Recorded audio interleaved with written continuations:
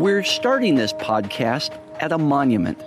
That will lead us to the archives of one of TV's longest-running programs, and we'll end up at the movies with the backstory to one of this summer's most talked about nonfiction films. First, I'm here at the John Brown statue in Kansas City, Kansas. We don't often pay a lot of attention to monuments. They rarely catch our eye as we walk by them or drive past at 40 miles an hour. That is, until they end up in the news. And a historic statue in KCK, defaced. The John Brown Memorial at 29th and Sewell honors the well-known abolitionist. It's this ugly act of vandalism that's brought us back to this statue. To visit it, talk about it, question it, and do what we should be doing with every historical monument. Learn from it. My name's Aaron Barnhart, and this is Monumental, a podcast that slows down and takes a closer look at our country's drive-by history.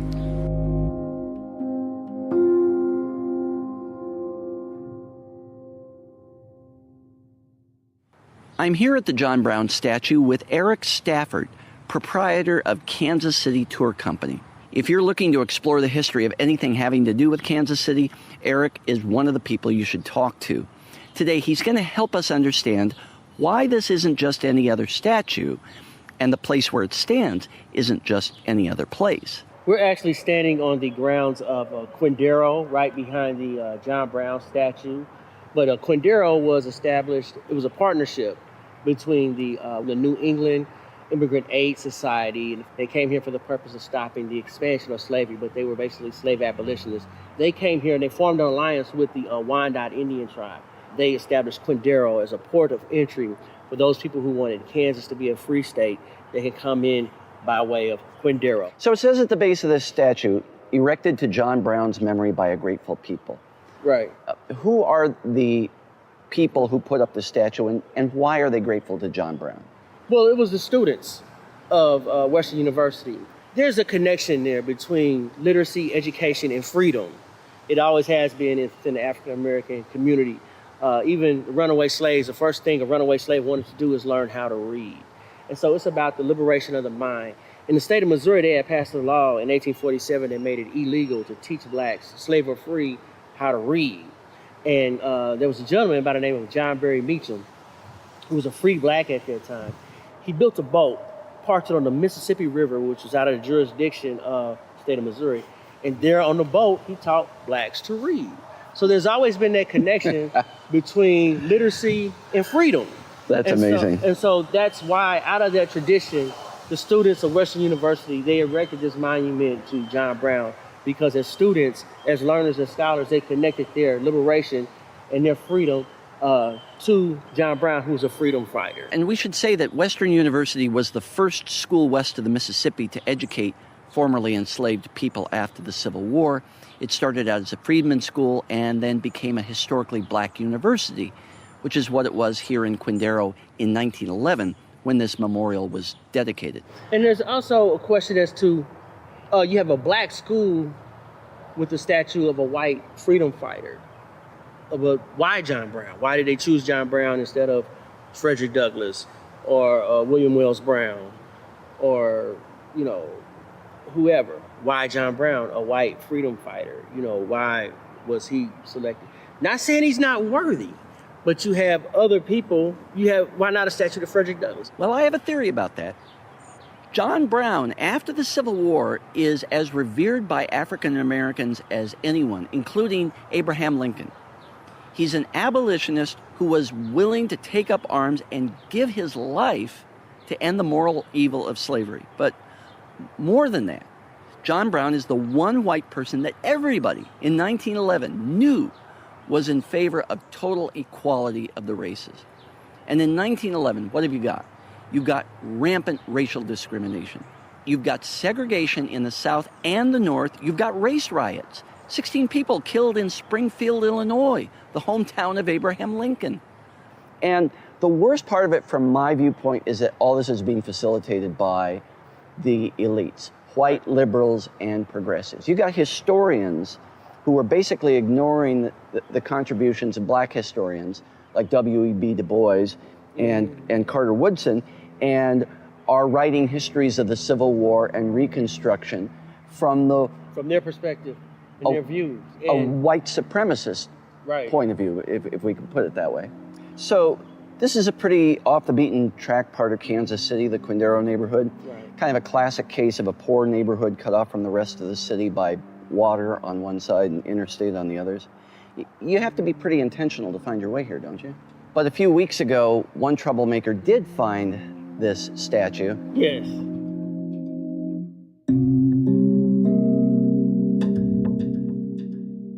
The graffiti's still up tonight, hours after vandals left their mark on the historic statue in the Quindaro neighborhood. In addition to the racial slurs, there's also an inverted cross on John Brown's face. And he marked it pretty well with KKK, Satan, swastikas, crossed out, erected to John Brown by a grateful nation, changed people to the N-word. N-word. And so they disrespected it as much as they could. Mm-hmm. And but the statue sat years and years and years and went untouched. Yeah. And so now in 2018, you have this. We founded this country on freedom of speech, freedom of expression, and this whole thing with tearing down statues, and that it may have came from that. Yeah. You never know. Like if you want to tear down this memorial to the Daughters of the Confederacy on War Parkway, I'm going to come over here and I'm going to deface this monument to John Brown and to celebrating your history, celebrating your struggle. So who knows what's inside the minds of people when they do what they do? What's kind of striking to me is, do you think this white nationalist or whoever came over and defaced this statue actually might know his history better than a lot of us do? I mean, to me, it's kind of striking that he came over and he knew exactly where to go. Yeah. So yes, he's not ignorant. It's not like he came to John Brown. People who are on the other side, the dark side, they know your history better than you know it. They know your history. That's why they rewrite it and they feed it to you how they want you to know. Then this vandalism is discovered by a gentleman named Fred Whitehead, and God bless the people who came and responded so quickly to this vandalism and wanted to get the markings off. But the original color of this statue was this creamy, natural Italian marble color. Right. And now it's color of a marshmallow. That's true. I mean, on one hand, you don't want the defacement going on, but on the other hand, they had to kind of whitewash it and paint it white in order to cover it up. Pretty good metaphor for our history right. Sometimes. Right, it is. So that is kind of ironic. In order to heal, you must deal with the truth. And you could tear down the statues, but that doesn't wipe away the mindset of racists. Well, I couldn't help but be struck by the resemblance that our new John Brown, who is arguably the most famous civil rights activist of the 19th century, how his statue is now exactly the same color of another monument that went up a few years ago in Washington, D.C., dedicated a few years ago to the most famous civil rights activist of the 20th century, Martin Luther King. Right. In fact, I have a picture of it here. Right. It looks just like, more so, it is a resemblance.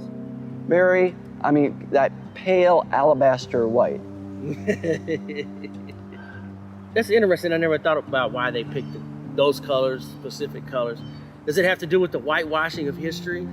I could think of worse metaphors for the whitewashing of history than a bunch of white monuments around the country. But you know, there's another thing that Dr. King and John Brown have in common. We like to remember them in ways that don't challenge our assumptions. And I'm going to get into that in our next segment when we go to the tape.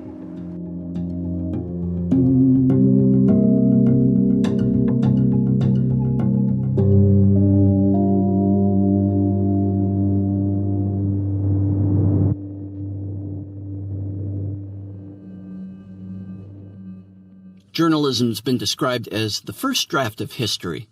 And if you've ever written a first draft, you know what a mess that can be. Unfortunately, as history gets rewritten and retold over the years, a lot of that first draft gets filtered out, including things we really ought to be remembering. Case in point, recently I was watching the Sunday morning yak shows with my wife when I heard this. I want to make note that on Wednesday it will be 50 years since the Reverend Martin Luther King Jr. was assassinated in Memphis. Dr. King was on Meet the Press 5 times, and in an appearance in 1965, Dr. King explained his advocacy of nonviolent disobedience. That's Chuck Todd, host of Meet the Press, which bills itself as the longest-running program on television. In between commercial breaks, Chuck found 35 seconds for this soundbite from the Meet the Press archives. I think the distinction here is that when one breaks a law that conscience tells him is unjust, he must do it openly, he must do it cheerfully, he must do it lovingly, he must do it civilly, not uncivilly, and he must do it with a willingness to accept the penalty.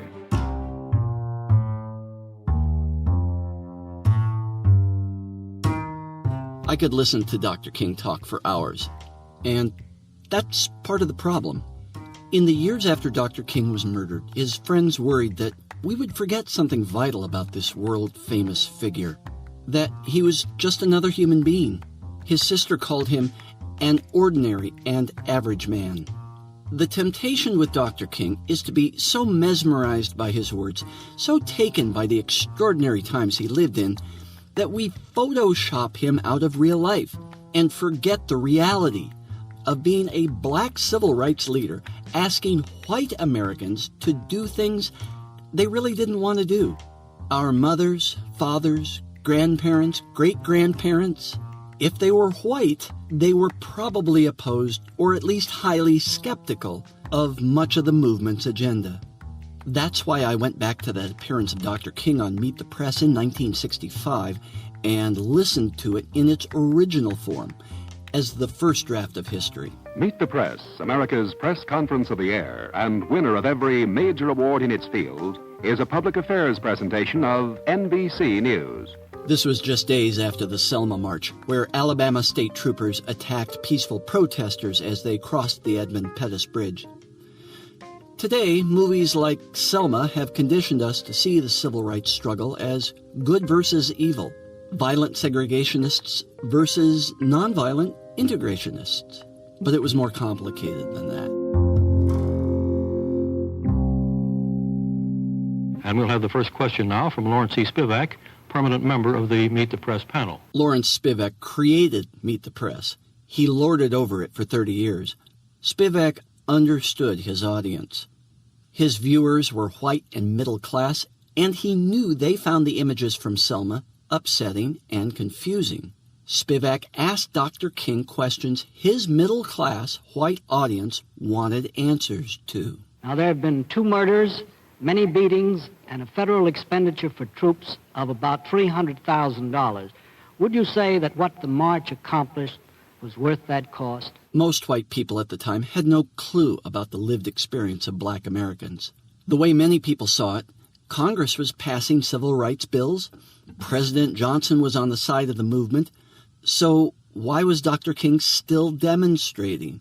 Why was the winner of the Nobel Peace Prize stirring up violence in Alabama? Dr. King, you had your great demonstration, and Governor Leroy Collins, head of the Community Relations Service, hoped there would be a respite from demonstrations in Alabama in order to give the state an opportunity to solve some of the problems and give the South the chance to catch up.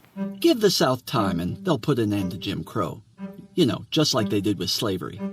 Oh, and then there was the Red Menace. Mr. Spivak. Dr. King, the columnists Evans and Novak recently charged that the moderate Negro leaders, including you, have feared to point out the degree of communist infiltration in the civil rights movement. Have communists infiltrated the movement? J. Edgar Hoover ran the FBI. He had wiretaps of Dr. King talking with people thought to be communists or communist sympathizers. The FBI often leaked juicy details to the press, making it seem like the movement was teeming with commies. Today, no one under the age of 40 even remembers the Cold War. But in 1965, millions of Americans thought that a Russian takeover was a bigger threat to our democracy than Jim Crow and white supremacy. And that's why so many were unwilling to heed Dr. King and his message until he was safely dead. That when one breaks a law that conscience tells him is unjust, he must do it openly, he must do it cheerfully, he must do it lovingly, he must do it civilly, not uncivilly, and he must do it with a willingness to accept the penalty. And any man who breaks a law that conscience tells him is unjust,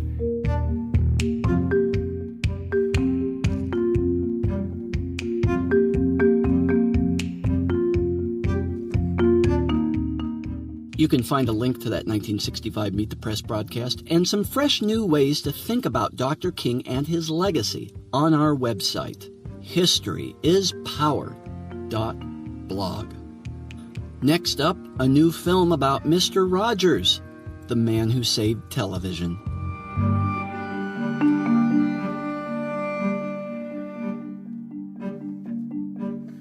When I quit my job as a television critic for a newspaper back in 2012, I said I would love to keep reviewing TV shows so long as I never had to watch another sitcom, procedural, or reality show. That pretty much cuts out 98% of television. But I still find a lot of documentary film and TV compelling and inspiring and worth sharing with others. So in each podcast, I'll review something you can see right now, but with a history take, because every story has a backstory. Won't you be my neighbor? It's an invitation to help somebody know that they're loved and capable of loving. There's a new film out about Mr. Rogers, and it's wonderful. Won't You Be My Neighbor is the story about how a boy named Fred grew up to be a minister and how a generation of very young children became his flock. Mr. Rogers' Neighborhood debuted on PBS in 1968 and stayed on long after its creator passed away in 2003. His spirit lives on in the animated show Daniel Tiger's Neighborhood, featuring the character Fred Rogers said was based on himself. Yeah, I cried at a couple of different moments in which he makes people who have felt like they are disenfranchised or felt like they're on the fringes, and he's made them feel accepted and loved and valued. It's definitely the feel-good movie of the summer. And you can see why it would appeal to people nostalgic for a kinder, gentler time in our culture. It's a beautiful day in this neighborhood, a beautiful day for a neighbor. Would you be mine?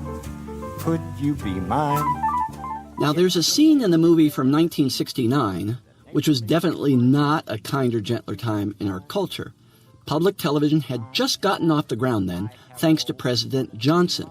But now President Nixon was running the show, and his budget called for slashing public TV's budget.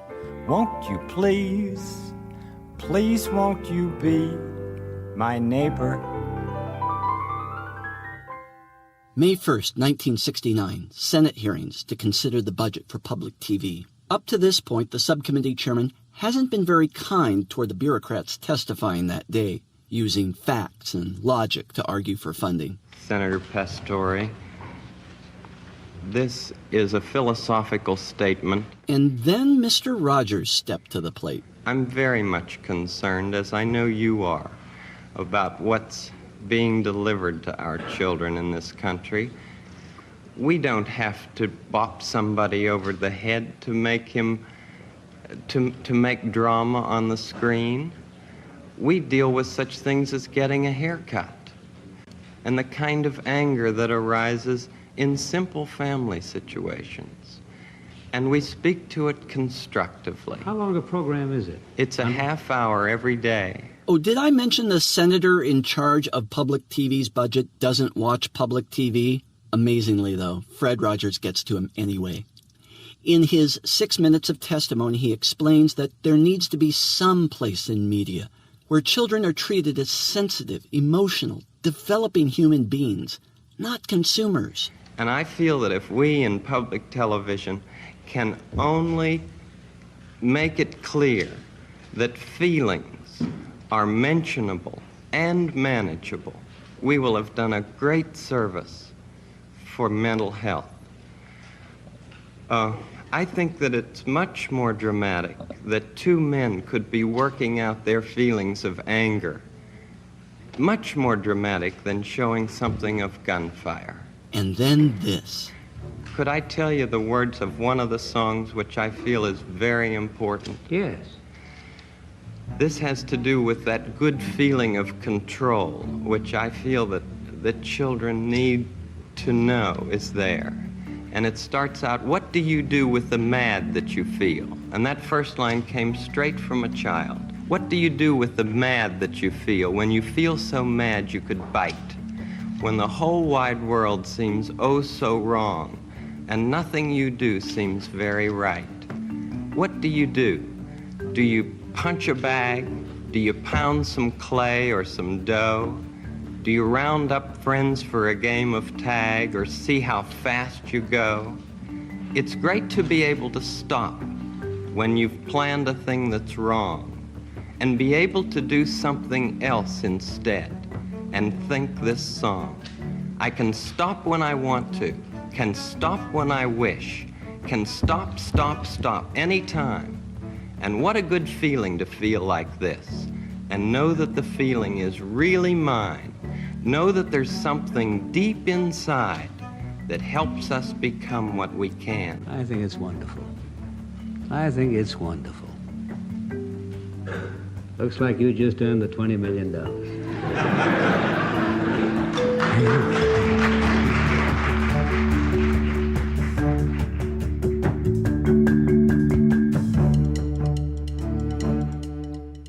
$20 million.